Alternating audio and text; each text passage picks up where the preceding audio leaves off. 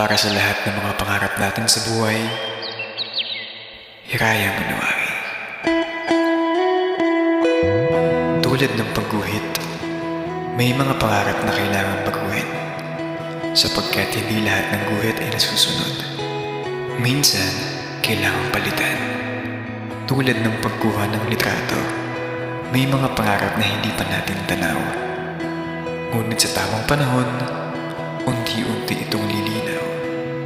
Tulad ng musika, may mga pangarap na ngayon tinutugtog. Dapat tabihin, ipagdiwang, at ipagpasalamat.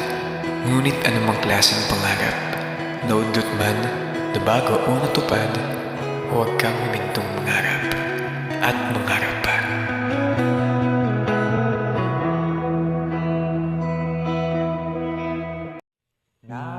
Alam mo, dito sa mundo, minsan talaga hindi natin maintindihan yung takbo ng buhay.